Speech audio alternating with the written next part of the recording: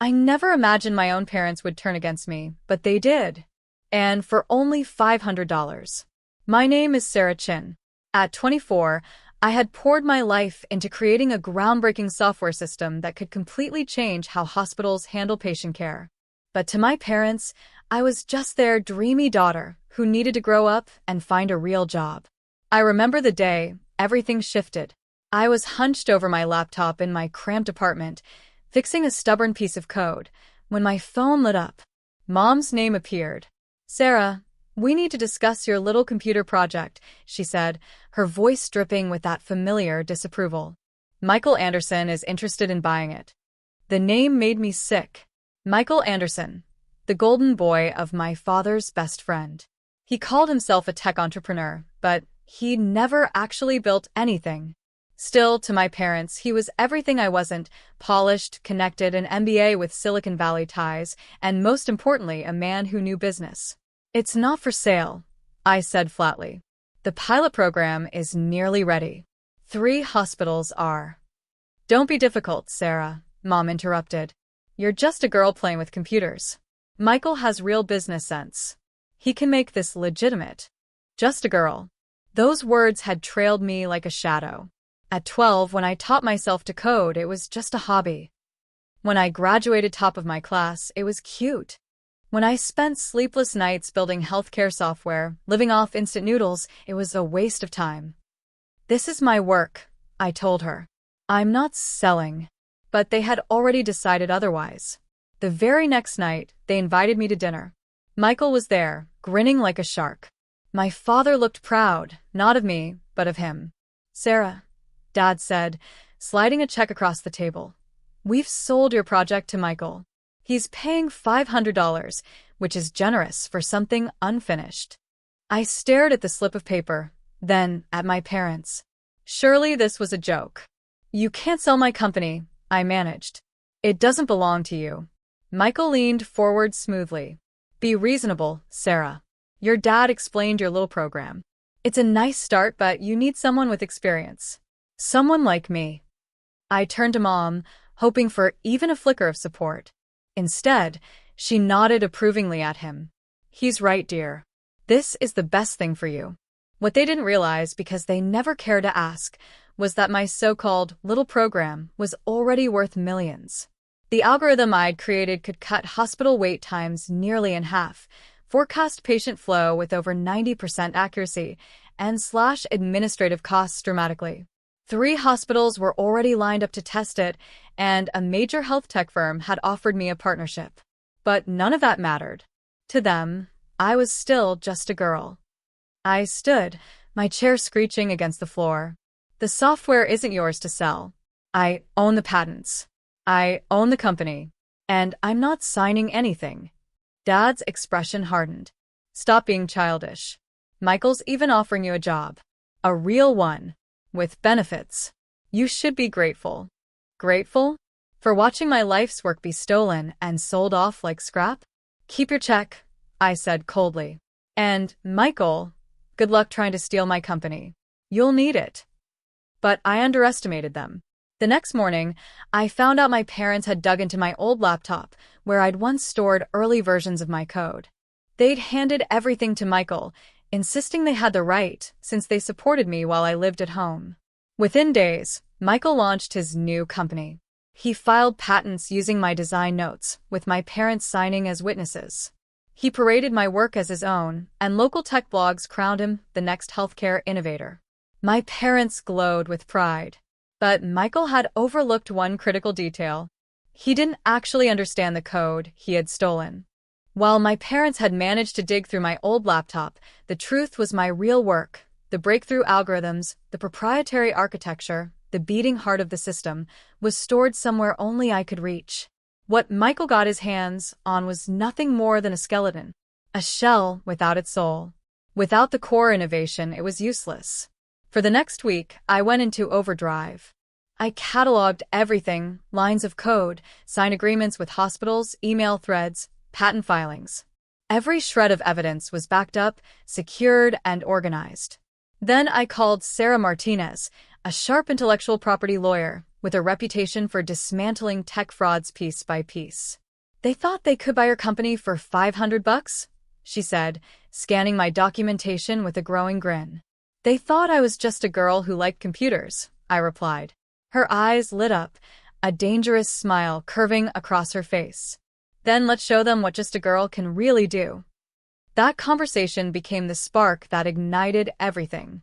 I didn't realize it at the time, but the dominoes had begun to fall, and Michael was about to learn a painful lesson. Innovation isn't something you steal. It's something you understand. And I understood every single line of my creation. It all unraveled with a single error message. 2 weeks later, an old college friend from Central Hospital, one of the first facilities lined up to test my system, texted me urgently. Sarah, you need to see this. Anderson Tech's demo just imploded. I couldn't help but smile. I knew exactly why. Built into my software was a failsafe, a sophisticated authentication layer that only I could unlock. In small trials, the system would run smoothly, but the moment anyone tried to scale it up, it would demand validation from its rightful developer. Without it, collapse was inevitable. Michael had staged a grand unveiling at Central Hospital. The press was there, investors lined the front rows, and my parents sat proudly in the audience, ready to see his triumph. I slipped into the back, unrecognizable behind glasses and a tailored suit. The air buzzed with excitement as Michael took the stage, brimming with confidence. Today, he declared, Anderson Tech will transform healthcare forever. That's when the system betrayed him. The demo started flashing messages, errors, but not ordinary ones. My failsafe revealed itself for all to see. Error, core algorithm authentication required.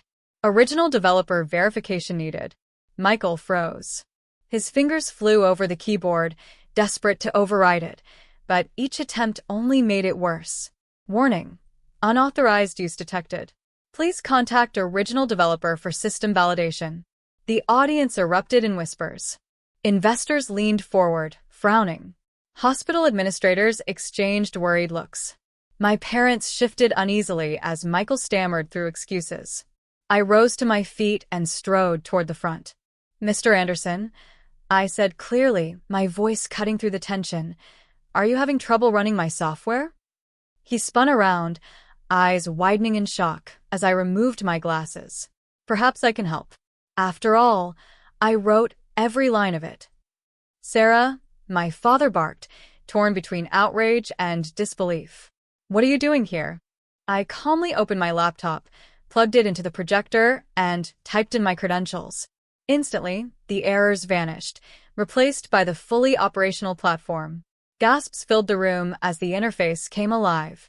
This, I told the stunned crowd, is the system I designed. The one Mr. Anderson attempted to claim as his own, for a mere $500. Slide after slide appeared. Patents with my name, hospital contracts, time-stamped code repositories. Proof stacked on proof. And here's something you should know. I continued. I pulled out the final document, a cease and desist letter and a federal lawsuit for intellectual property theft, and handed it to the moderator. Michael lunged toward the podium. She's lying. Her parents transferred the rights to me. But before he could say more, Sarah Martinez, my attorney, rose from the front row. Incorrect. They never had any rights to give. Ms. Chen's patents and source code were already filed and protected before you tried to claim them. Would you care to explain to everyone here how you got her work in the first place? The room exploded into chaos. Investors rushed out, frantically canceling their commitments. Hospital executives whispered about legal fallout. Reporters fired questions at Michael, who stood frozen, pale, and sweating under the lights. My mother clutched my arm. Sarah, how could you do this? Michael was only trying to help you. I gently pulled away. No, Mom. He was trying to steal from me, and you stood by him because you never believed in me. But we only wanted what was best, my father began. You mean because I'm just a girl? I cut in. Well, this just a girl built a system valued in the millions. The same system your friend's son tried to snatch for $500. I turned to the audience, my voice steady. My name is Sarah Chen. I'm the founder and CEO of Careflow Technologies. And today I'll show you what my platform can do legally under my leadership. Michael's downfall was immediate. His investors abandoned him. His career collapsed. Lawsuits followed. As for my parents, they tried to rewrite history, claiming they only wanted to protect me. But trust, once broken, isn't easily repaired. 6 months later, I stood on the same stage, but this time, announcing Careflow's $50 million funding round. Our pilot programs had delivered remarkable results. 50% shorter wait times. 40% better resource allocation. Unprecedented precision in patient care management. The audience rose to their feet in applause. In the back row, I spotted my parents, their eyes wet with regret. Afterward, they approached me. "Sarah, we're so sorry," my mother whispered. I shook my head. Being sorry because I succeeded isn't the same as believing in me when I was struggling. "Can't we move on? We're family," my father pleaded. "Family supports you," I replied. "You chose to side with Michael because you couldn't imagine your daughter achieving real success." I handed them each a business card. "If you'd like to see me, schedule a meeting through my office, just like anyone else." As I walked away, I heard my mother cry. A part of me wanted to turn back, but I didn't. Because success isn't just about proving others wrong. It's about proving yourself right. Today, Careflow Technologies is transforming healthcare nationwide, with international expansion underway. Our valuation has crossed $200 million. And Michael Anderson? Blacklisted. Forgotten. The $500 check they once offered me? Framed on my office wall. A daily reminder that your value isn't defined by others' opinions, but by what you know you're capable of. So, if anyone ever tells you you're just a girl, or just anything, remember this. They don't get to define your worth. You do. Because I'm not just a girl with a computer anymore. I'm the CEO who reshaped the future of healthcare technology.